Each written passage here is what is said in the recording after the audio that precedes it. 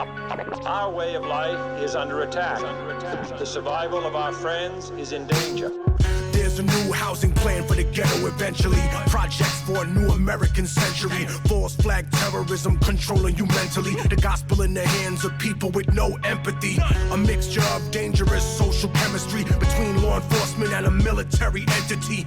Cameras on the corner of every corner you facing. Testing out a future Gestapo on immigration. Power, consolidation, information restricted. Just like the iron law of oligarchy predicted. Incarcerating the poor among the drug addicted. But not the families of the ruling class that's afflicted. Cause it's a caste system like corrupted Hinduism. I think you should listen. I've been through the system in prison. I've been through religion. Carried the cross as a Christian. Like it was anti-disestablishmentarianism. Until the seeds of despotism arrested my vision. All of that's true. Welcome back, beautiful and amazing human beings. This is Ukradowski of WeAreChange.org, and it looks like we are going through a huge spree of censorship and silencing of political forces by the powers that be that are absolutely on a digital book-burning rampage as we speak right now. Yes, lots of things happening that are very important to understand, including even with the intro video that we started off this broadcast with, which you might know if you've been watching this channel since we interviewed both of them, R.A. the Rugged Man and Immortal Technique. And now, according to R.A. the Rugged Man, this video is being suppressed. So, that's why we decided to play a short clip of it in the beginning of this video. If you want to watch the full video, well, of course, the link is down in the description below. To, of course, combat the suppression that, of course, is also hitting art and music. And historically, this always happens. When you first start to ban political speech, then you start to ban comedy, then art, then music, and we're back into repeating some of the most awful moments in human existence. I don't want that, and if you don't want it as well, you're definitely watching the right channel. Now, before we talk about the censorship, it's also important to talk about individuals like Bill Gates that rarely face any kind of critique. As of course, recently we know that Bill Gates became the largest farmland owner in all of the United States. All of this as, of course, he's pushing for lockdown restrictions and congratulating China on their dealing with last year's sickness. And as Bill Gates lectures you about how lockdowns and destroying your small businesses and living within your means is great for you and great for everyone else, he's literally buying up things left and right that should be worrisome to everyone, as we just found out moments ago that Bill Gates became the largest owner of the Canadian National Railway Service known as CN. Of course, the Canadian National Railway System, which of course spans not only all throughout Canada, but also north and south of the Mississippi. Another very key piece of infrastructure in the hands of Bill Gates, who looks like he's on a buying spree of assets as he's becoming very close to controlling the entire food supply in this country from farm to table. Last year, Bill Gates told you that these lockdowns and restrictions of normal life will end in 2021. Now he's telling you 2022, as of course the establishment is even playing with the idea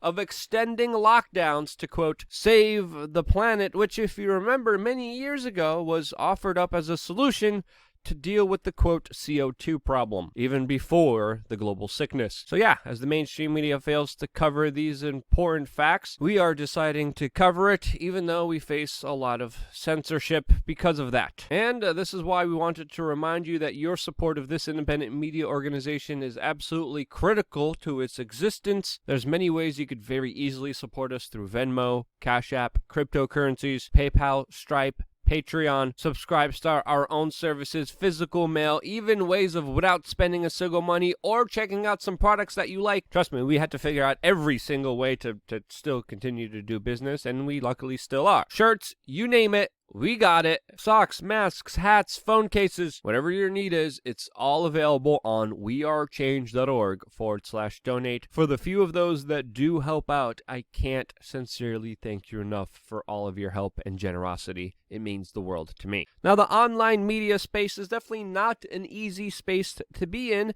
especially with all the censorship that has been happening and started essentially with the movie actress and star Gina Carano, which we saw a lot of online buzz and talk about her social media posts last night, which culminated to Disney and Lucasfilms issuing a statement firing her from big-time TV shows like The Mandalorian because of her social media posts. Now, when you go on Twitter, what's the first headline that they write about this particular situation? It's that, quote, this is the first thing Twitter shows you when you click on the stories. It talks about abhorrent social media posts. So, what did Gina post here? And it's this post from her Instagram page, Warrior Priest Jim Podcast, where she talks about how historically in Germany before World War II, neighbors were made to hate each other because of their religion, and how most people didn't realize that in Germany at that time, it wasn't the soldiers, it wasn't police that were rounding up and beating people up because of their religion,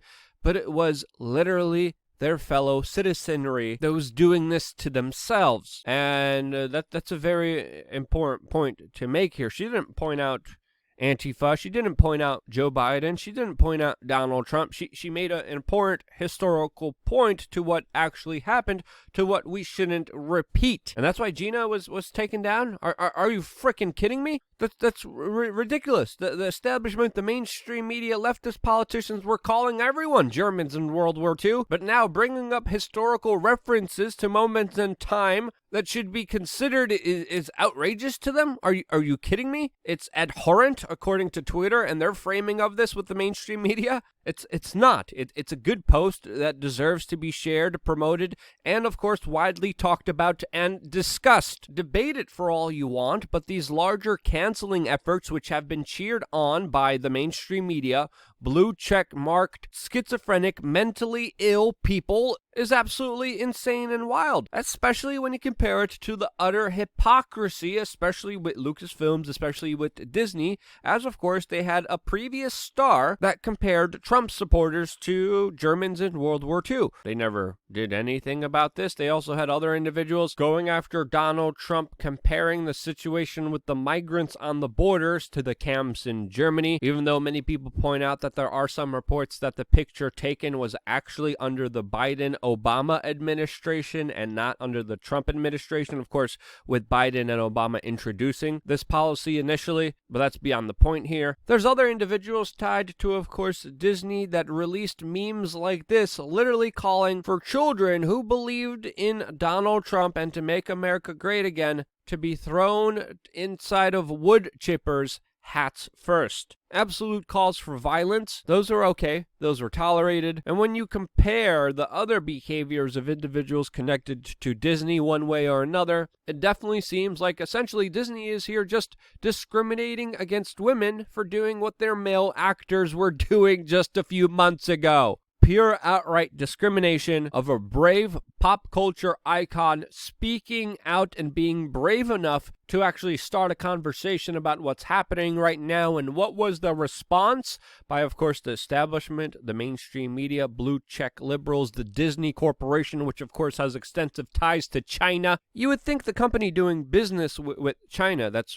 responsible for the Uyghur genocide and their camps that they have in China, for organ harvesting, for destroying and enslaving a large swamp of humanity, would first, deal with that problem before virtue signaling and trying to get rid and cancel Gina Carano for her political opinion. But no, here we are today. And as Tim Pool points out, quote, they had to cancel Gina Carano because she was brave enough to speak out. And it surely looks like that is essentially the major understanding of this from everyone. They want to silence, they want to scare anyone from speaking out against them. And what perfect way to do this than this? And of course, it never just stops with one person. This started an avalanche of other censorship efforts that the mainstream media journalists absolutely have bloodlust for. It's as if they're smelling bloody chum in the water, and they're the bottom feeders that eat the poop from the sharks that actually swallow everyone up. I think that's a fair analogy to make here, if you allow me to be a little facetious and less professional. But MSNBC is also cheering on how, quote,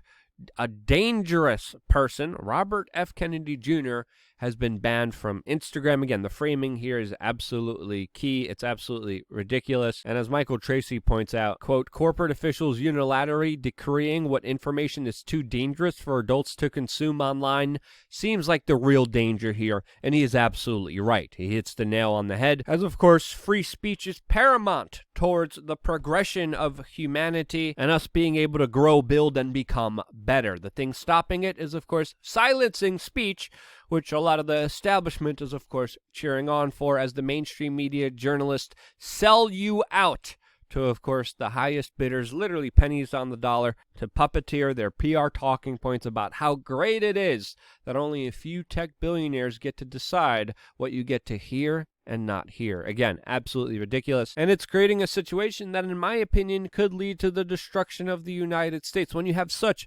large institutional censorship efforts, you will lead towards a brain drain in a society that is too afraid to even voice any kind of objection towards the status quo that goes unchecked, unabide, and continues in the absolutely wrong direction that's it's already headed in. Why would anyone want to come and work in the United States when they know that they can't even express any form of opinion against the orthodoxy in a culture that gets off if they censor you and hurt you? That's not something I want to be a part of, and that's something that, of course, hurts everyone. Now, of course, it's not only just Robert F. Kennedy Jr. that got his account canceled. The Washington Post is, of course, cheering on how Facebook and YouTube deleted another film. Twitter accounts for James O'Keefe and Project Veritas have been locked and limited from releasing information as we speak right now, as of course they just confronted a Facebook official about this very issue. So yeah, Project Veritas confronting a Facebook official about censorship